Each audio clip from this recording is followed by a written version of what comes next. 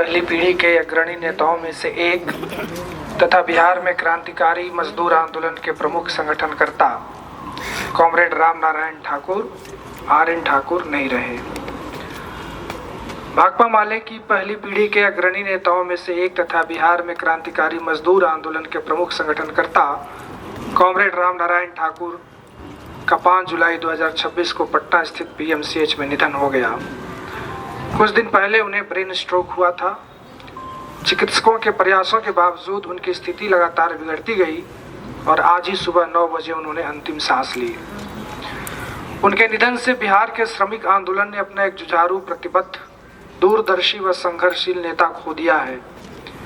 यह केवल भाकपा माले, एक्ट 2 या किसी एक संगठन की नहीं, बल्कि पूरे मजदूर आंदोलन और समूचे वाम जनवादी आंदोलन की अपूरणीय क्षति है।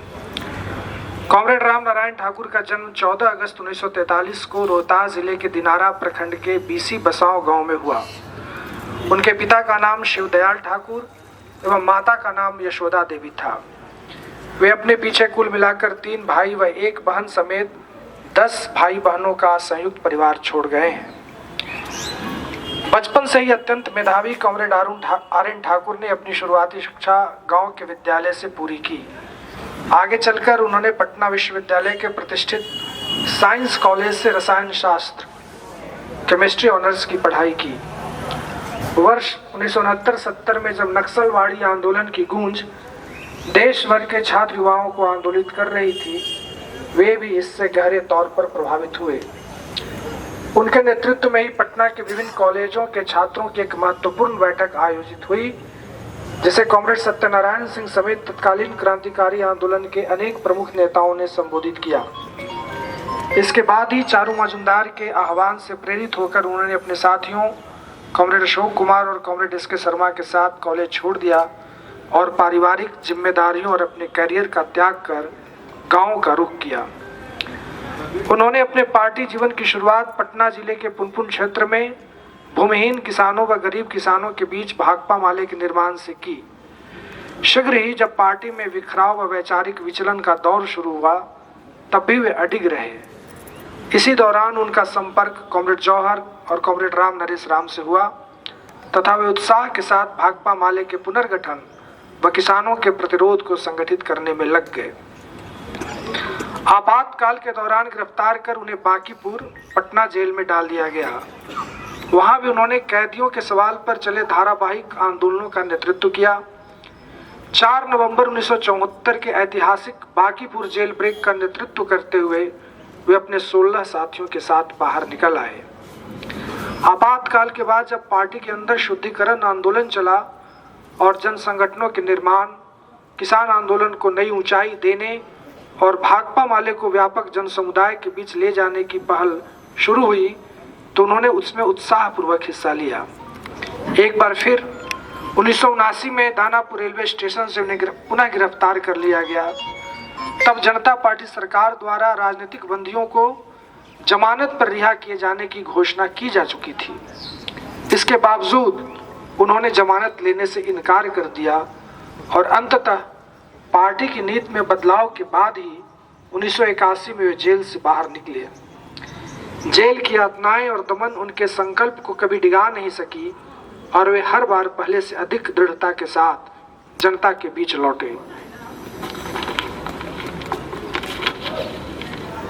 जेल से निकलने के बाद उन्होंने बिहार और वर्तमान झारखंड के कई जिलों जहानाबाद, गया, अरवल, हजारीबाग, पूर्णिया, रोहतास, सिवान, वैशाली, मुजफ्फरपुर, गिरिडीह, मुंगेर आदि जिलों में पार्टी संगठन के निर्माण व किसान आंदोलन के विस्तार में अपना महत्वपूर्ण योगदान दिया।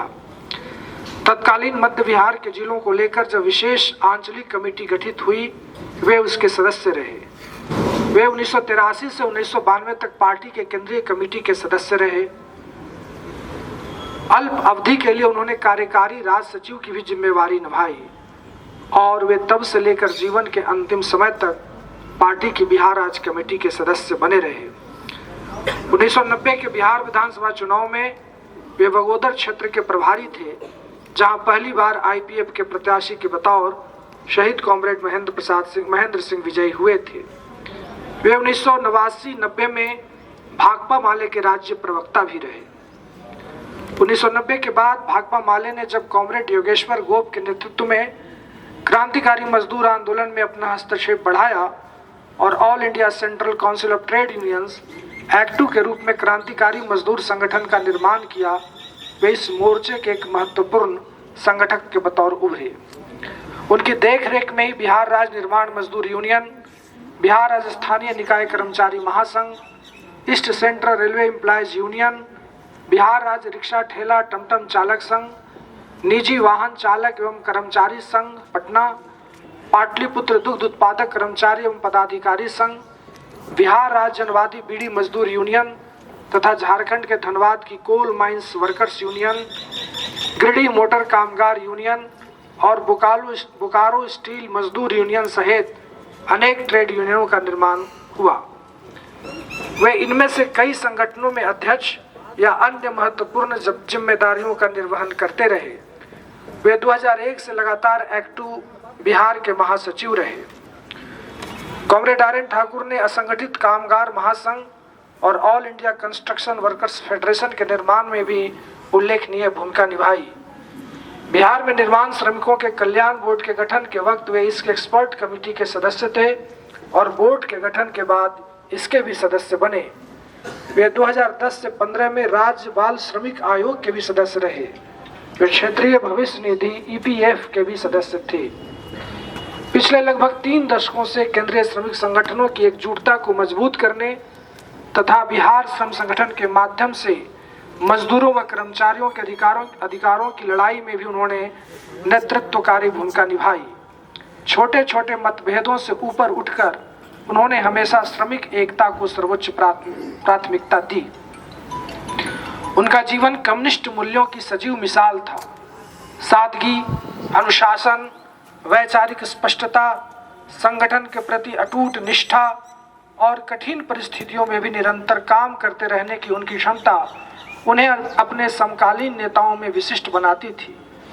जीवन के अंतिम समय तक वे पार्टी द्वारा सौंपी गई जिम्मेदारियों का पूरी निष्ठा और प्रतिबद्धता के साथ निर्वहन करते रहे।